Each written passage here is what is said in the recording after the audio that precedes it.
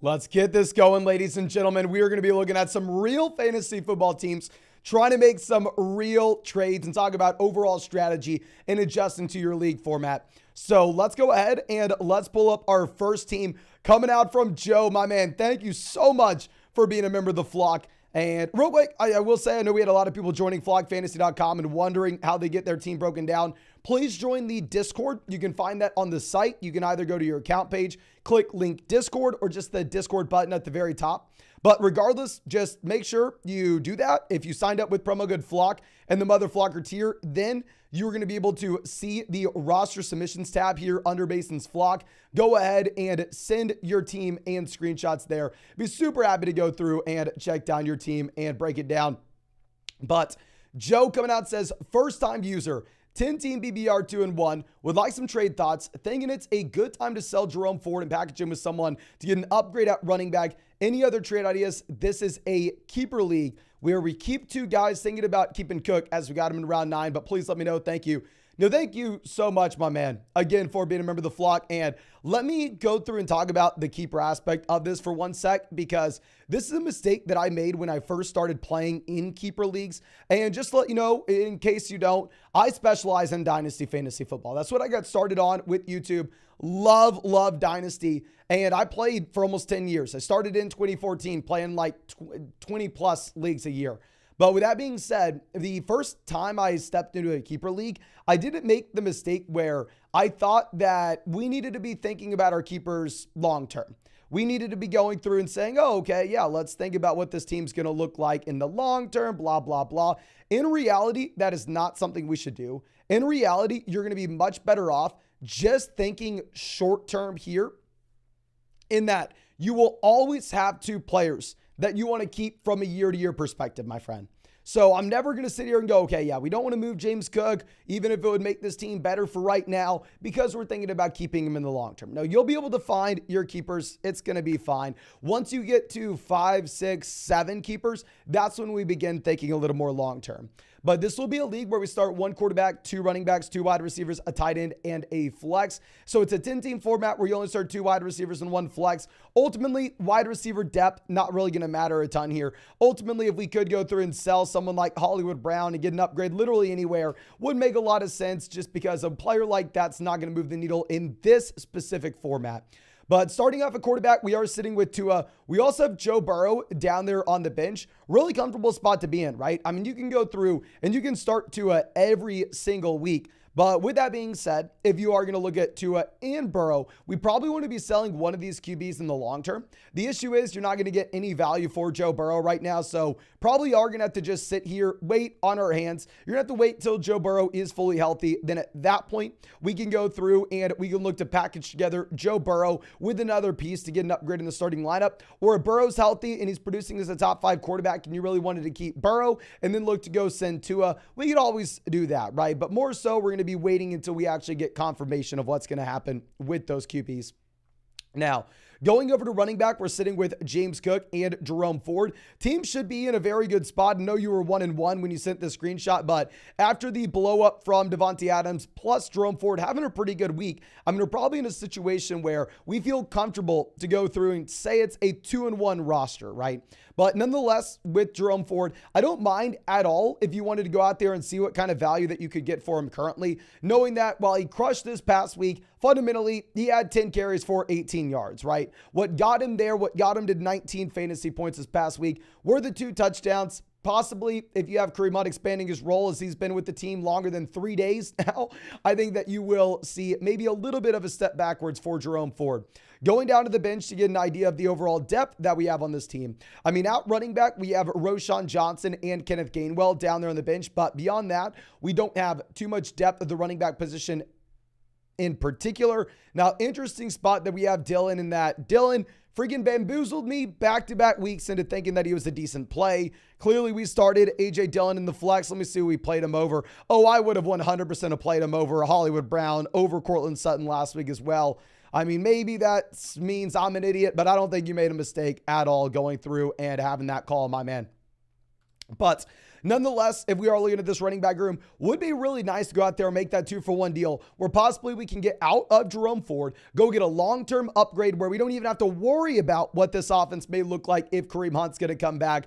Because if we go over to wide receiver, what's going to be very interesting with this team is we have Devontae Adams, DK Metcalf in the starting lineup. Going down to the bench, we have Christian Watson coming back this week. Thank God. We also have Cortland Sutton down there on the bench. We have Hollywood Brown on the bench. And then we also have Cooper Kupp and Deontay Johnson on the IR.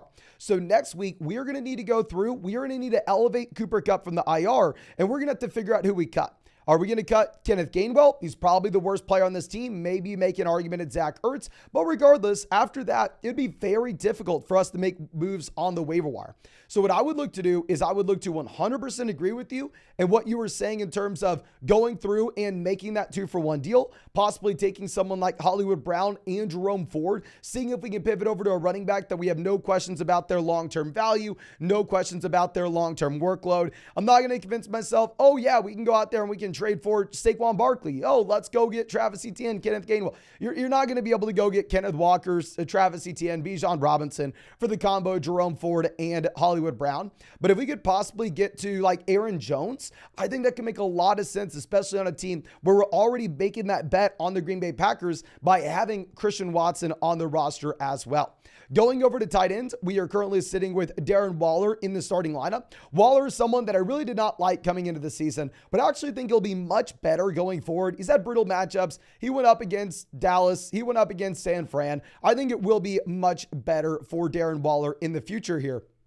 We also have Zach Ertz down on the bench. If you really wanted to go through and roster 2 tight ends, if Darren Waller is your first guy, I'm going to be fine with it. Ertz was leading the NFL in targets at the tight end position coming into this past week. Obviously, doesn't look like he's trending in the right direction though.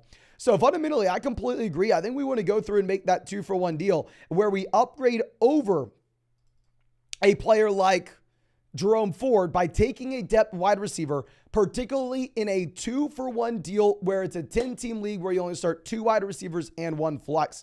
I mean, if we're going to go over and look at some options that we have on the waiver wire right now, I mean, Tajay Spears would be a great pickup, right? We could go out there and make that deal right now, pick up Tajay Spears, pick up Zach Charbonnet. These are players that I want to roster everywhere we can. That way, if we were to see an injury to Derrick Henry, if we were to see an injury to Kenneth Walker, we potentially have a running back 1 waiting in the wings on our bench, someone that can fundamentally be a league winner, similar to what we had with Kyron Williams this season, right? So I think this makes the 2-for-1 deal even that much more appealing. So just to recap overall, 100% I agree with you. Love the thought process here, my man. And what we're going to look to do is we're going to look to go through and see if we can make a 2-for-1 deal, sending a depth wide receiver in a 10-team league where we're going to start 2 wide receivers, 1 flex, such as Hollywood Brown, that doesn't really have the upside to impact this team in the long term. Go get an upgrade at running back 2 over Jerome Ford. And then on the back end, go through and bring in one of those premium handcuff running backs off the waiver wire. I think that'd be a great move. But again, thank you so much for being a member of the flock, my man. It's going to be a big, big day for us where not only are we hitting 200,000 subscribers on the channel, but we are officially hiring 2 full-time developers to make flockfantasy.com the best fantasy football site on the planet. So if you ever have anything that you want to see on the site, please don't hesitate to reach out to me, my man. I'd be super happy to get that done for you. But again, thank you so much. Really do appreciate you and really hope you have a great day. But let's go down to our next team. Going to be a similar format here. And let me remind everybody, of course, if you want to get your team broken down in either a live stream or a personalized podcast, if you don't feel comfortable having it on a public live stream, completely fine. I understand. Just let me know. You can go sign up for flockfantasy.com, promo code FLOCK. You're going to get 30% off any subscription. You're going to get your team broken down like this and do a way better job than I can do on a typical Q&A live stream. And then also, you'll get our rest of season fantasy football rankings, get the premium content of all your favorite fantasy football creators. So make sure you go through and take advantage of that link in the live chat and description. But let's go ahead and let's check out this team coming out from Christopher. My man, thank you so much again for being a member of the flock. This is saying 10-team BBR 2-1. We were offered Amon-Ra for DeAndre Swift and Christian Watson. Should we go for it in any other trades that you see that we can do? Okay, before we even look at possibly making this deal, I do want to reiterate that this is going to be a 10-team league, ladies and gentlemen, where you are starting 1 quarterback, 2 running backs, 2 wide receivers, a tight end, and a flex. So typically, every move that we make in a 10-team league where you start 1 quarterback, 2 running backs, 2 wide receivers, a tight end, and a flex, where it's an extremely shallow format, depth at the wide receiver position really is not going to move the needle. And at the same time, there'll be great players that we can go out there and pick up off the waiver wire. Every move is a 2-for-1 deal. Every move is a 3-for-1 deal. That is what we are looking for. So before we look at the actual construction of this team, I really do like the idea of going out there, making that 2-for-1 deal to get the best player in Amon-Ra St. Brown with a general strategy of this format. But starting it off at quarterback, we have Jalen Hurts. 4-point passing touchdown format. Jalen Hurts remains my QB1 rest of season. A quarterback that just has so much rushing upside. Obviously, the rushing touchdowns are there. And that does make a pretty big difference in a 4-point passing touchdown format in general. And then going down to what we have on the bench, we have a couple open bench spots because we are going to be bringing in Saquon Barkley and Cooper Kupp. But what I really do like about Jalen Hurts in particular is not just the raw amount of points that he'll be scoring this season, but also at the same time, you are going to get a quarterback that we can start every single week regardless of matchup. So we don't have to roster a backup quarterback. So completely in love with that, my man. Now, going over to RB, we have DeAndre Swift, we have Joe Mixon. Down there on the bench, we have Kareem Hunt, we have Elijah Mitchell, we have Jamal Williams, and we have Saquon Barkley. So keep in mind, we are going to be moving Saquon Barkley to the active roster. We're going to be moving Jamal Williams to the IR. But nonetheless, as you move Saquon Barkley up to here to be RB1, you have Saquon Barkley, then DeAndre Swift, Joe Mixon, multiple capable RB2s. We have a couple open roster spots where we are able to make plays off the waiver wire as well. So I do think that fundamentally in a 10-team league, one of these running backs would be expendable if you wanted to go out there and make that trade. Now, of course, with that being said, if you look at the landscape of the running back position right now, typically I am charging a premium if we were to go through and if we were to sell one of those running backs. Now, going over to wide receiver, we're currently sitting with CeeDee Lamb. We have T. Higgins as well. I mean, with these 2 wide receivers at the top, I would have loved these guys coming into the season. Still love Lamb. However, if you are looking at T. Higgins, really a tough spot when you have the Joe Burrow injury, where this Burrow injury isn't just all of a sudden magically going to get better, right? I mean, we talked about this yesterday, but it's not like, I mean, the Cincinnati Bengals win this game and then all of a sudden, oh, bada boom, bada bang, Joe Burrow's 100% healthy. No, this will be something we're having to deal with. Not really concerned about the drops for T. Higgins. I understand that everybody sees their player in fantasy football drop the ball. We all get pissed. It's a natural reaction. You're that close to actually getting some real fantasy points. In reality, drops are extremely random from a year-to-year perspective. It's a small sample size thing. I would rather see my player get open, actually draw the target, and then drop the ball rather than never get open and never draw the target in the first place. Christian Watson, a guy that I love the long-term upside of. And then going down to the bench, we have Drake London, we have Jaden Reed, and we have Cooper Kupp coming back as well. So once we slide in Cooper Kupp, and you're telling me that we have a 1-2 combo of CeeDee Lamb Kupp, then in the long term, we have T. Higgins to play as well. I think we will be in a very comfortable position in the long term for this roster. Going over to tight end, really love George Kittle. Obviously, we had him as a buy low tight end last week. I think that this is someone we can be excited to start from a week-to-week perspective. We really don't need to roster backup tight end. I don't think we're ever benching a George Kittle based off matchup. We have no backup tight end down there on the bench. Completely fine seeing that. Now, I think this team in this deal is the perfect example of what we'd be looking at from a situation-to-situation perspective. Because if you would have told me, Mason, my man, I am currently sitting at 0-3. I'm being offered Amon-Ra St. Brown for DeAndre Swift and Christian Watson. Should I go for it? I'd sit there and go, okay, man, you're 0-3. We really need some points in the starting lineup this week. We don't know if Barkley for sure will be back. We don't have Cooper Kupp back until next week either. So fundamentally, with these injuries, we probably don't have the depth to go out there and afford a 2-for-1 deal, at least in the short term. And of course, on an 0-3 roster, that's what we should be thinking about, right? And on an 0-3 roster, we should be thinking about the short term. However, when we're 2-1, we have the luxury. We have the ability to be taking a little bit more of a long-term style approach. And if you look at this team in the long term, say 2 weeks from now, when Saquon Barkley is good to go, Cooper Kupp is good to go, is it really going to negatively impact us that much to trade away DeAndre Swift and Christian Watson to go get the stud in Amon-Ra St. Brown?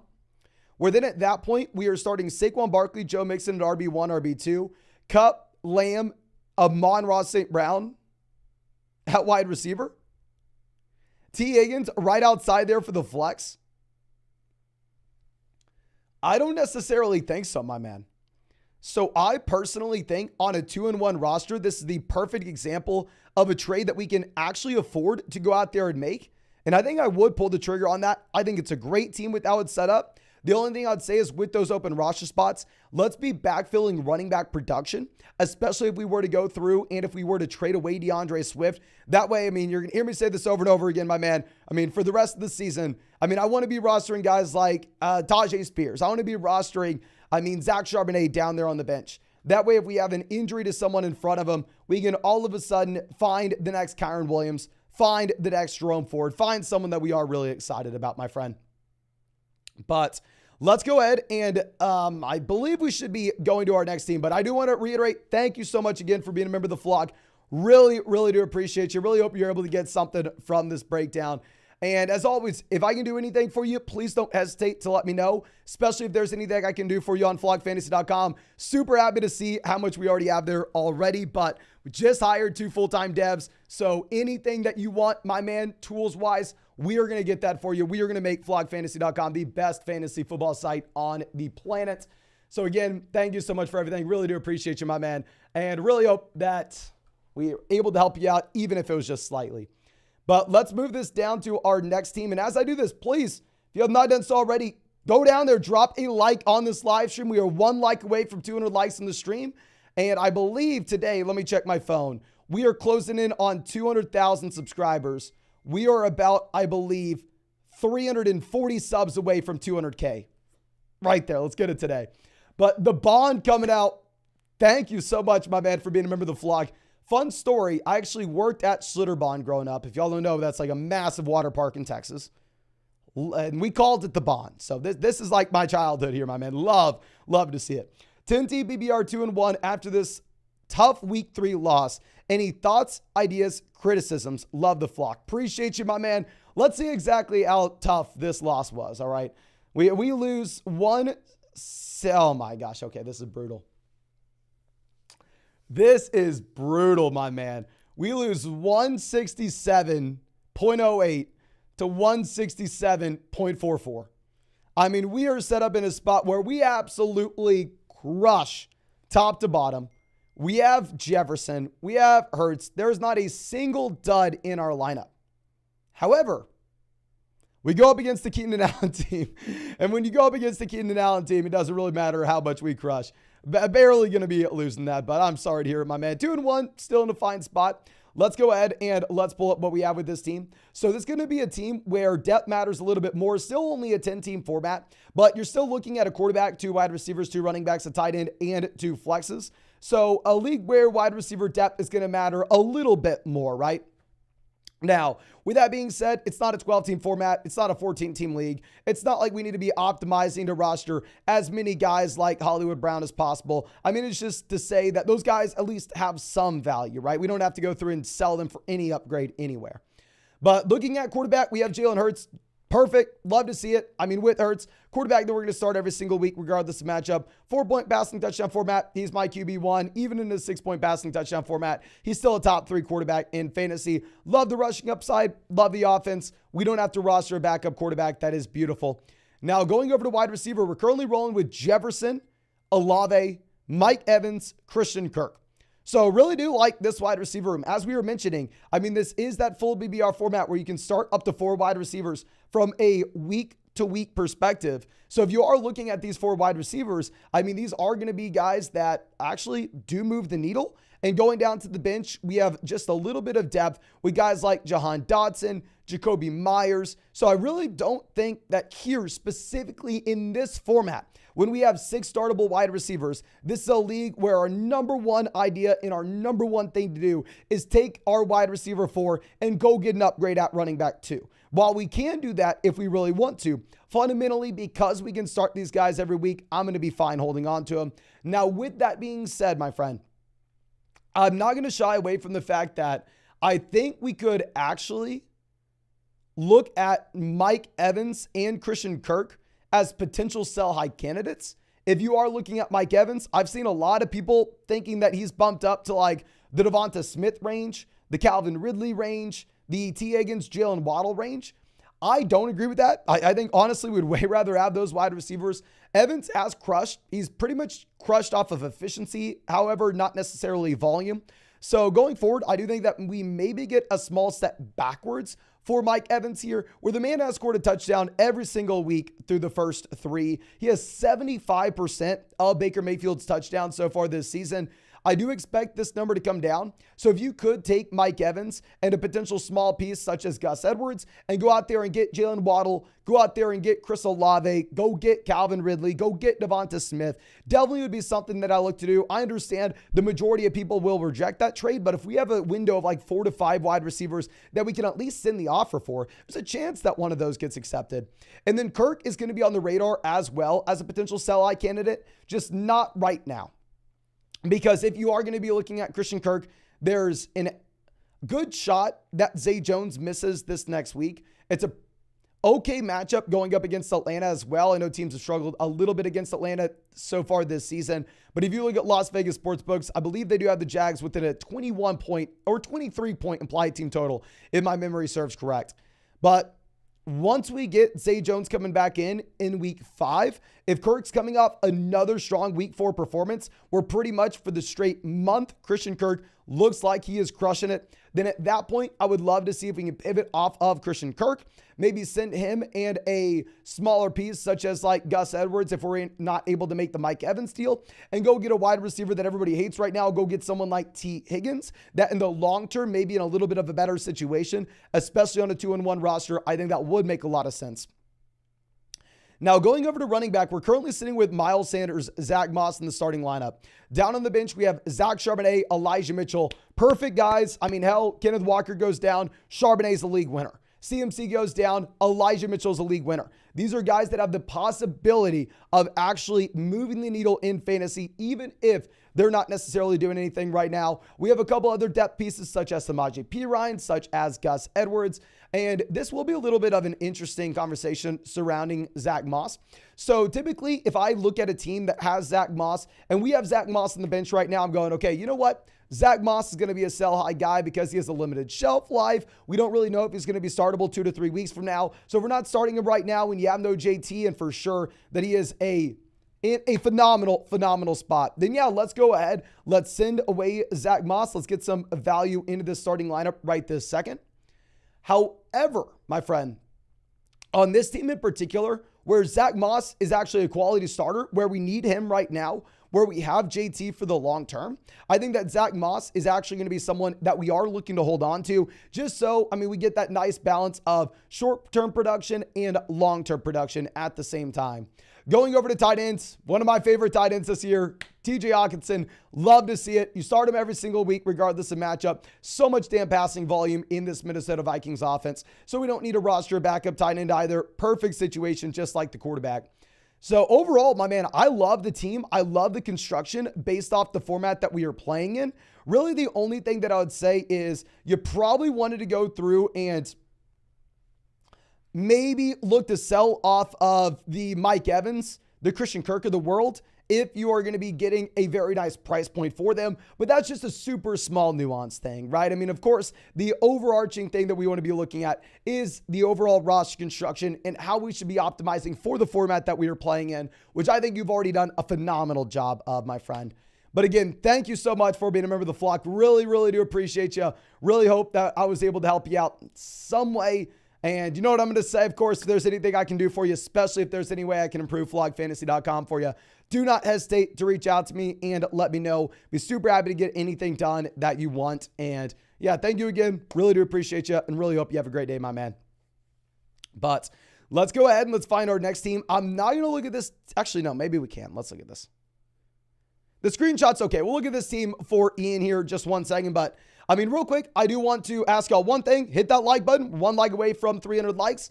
And 2, I want to remind everybody watching this right now that maybe is on flockfantasy.com. If you sign up with that motherflogger tier promo code FLOCK, please make sure you send your team in the roster submissions tab in our exclusive Discord. And also, please make sure if you use if you're on flockfantasy.com and you also signed up for Underdog, you go to the announcements tab in the setup. You go ahead and fill out the Google form right here. That way we can get you a free Flock Fantasy hat or a free Flock Fantasy shirt. My girlfriend's killing me. We have a million of these things lying all around our living room. We have out even more in the garage to give out. So please make sure y'all go ahead and send that over if you have not done so already. But let's go ahead and let's pull out our next team. This next team is going to be coming from Ian, who says, 12-team PPR, currently 3-0, in first place, last on the waiver wire. I offered Brian Robinson and Jordan Addison to the 11th place team for Cooper Kupp, but trade has not been accepted or declined. First off, I want to say, regardless of what we are looking at with this team, the actual settings, phenomenal idea, right? You're sitting at 3-0. You're in the position of power. It's all up to you on what's going down. So if we could go out there and trade for a player like Cooper Kupp that has that insane ceiling in the long term, that maybe is not going to get us anything right now, I think that is a phenomenal move and love the idea. But you're saying if it is declined, I'm hesitant to offer more than that. I feel like there are other moves we can make. Can't wait to hear your thoughts. And again, thank you so much, my man, for being a member of the flock. Going to be really happy to look into this for you. But first thing is going to be a 12-team format where we are starting 1 quarterback, 2 running backs, 2 wide receivers, a tight end, and a flex.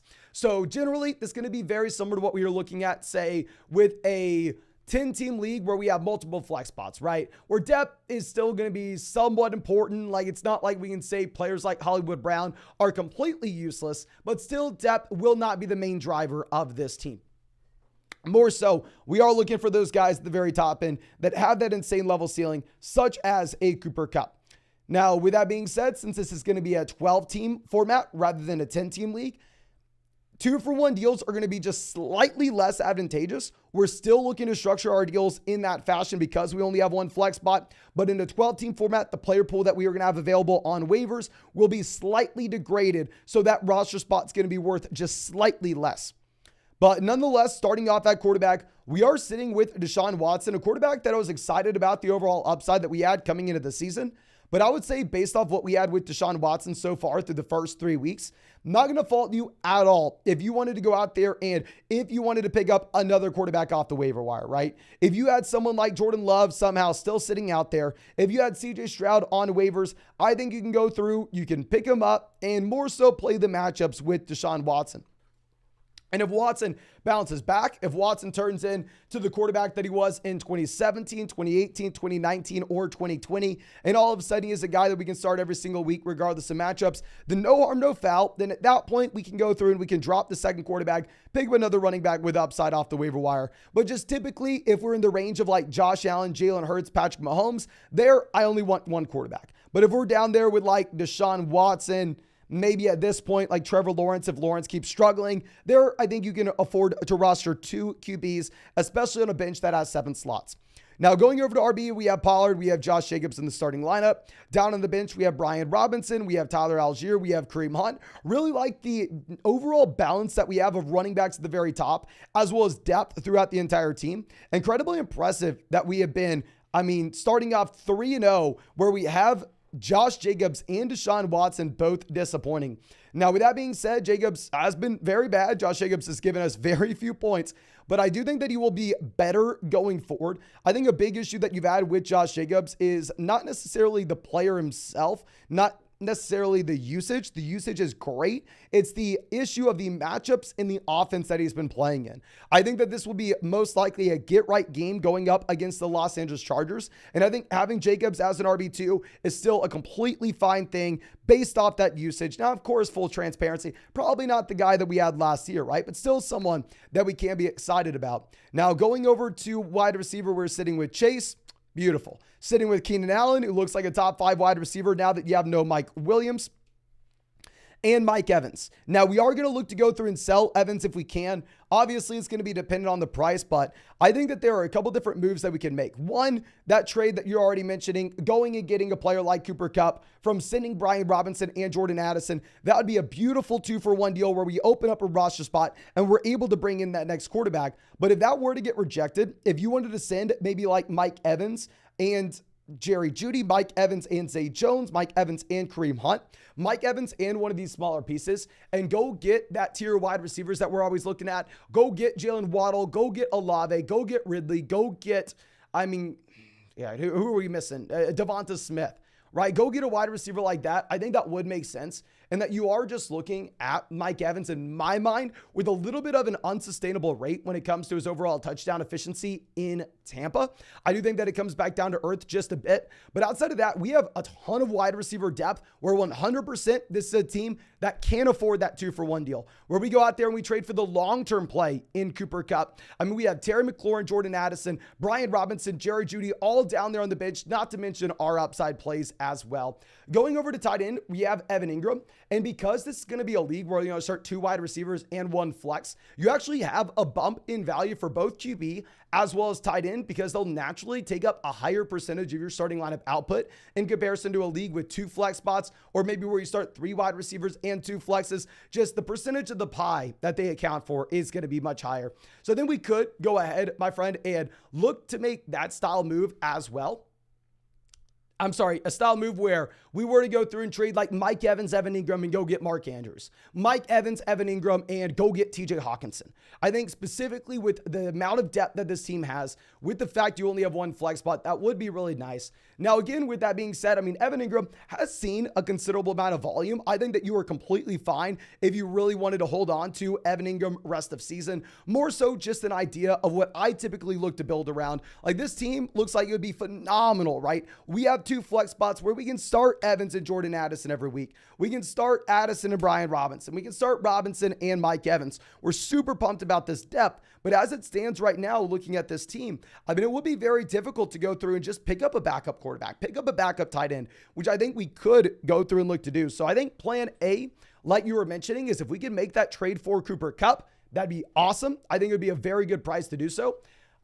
Plan B is we go through and take like Mike Evans and Evan Ingram and go make a play and get an elite level tight end. And then also what we could look to do is go trade for a player like Jonathan Taylor, right? A lot of the same sentiment, a lot of the same reasons that you'd be looking at Cooper Kupp on a roster like this still holds true for Taylor, where we are just optimizing for the highest ceiling that we possibly can have. We're currently 3-0 on this team, so we are more so just looking for that long-term upside.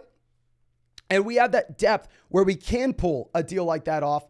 So I think those would be the 3 big deals that we're looking at. They're pretty much all about equivalent, right? We sell a wide receiver and a running back, we get Cooper Kupp. We sell a wide receiver and a running back, we get Jonathan Taylor. We sell a wide receiver and a tight end, we get an elite level tight end.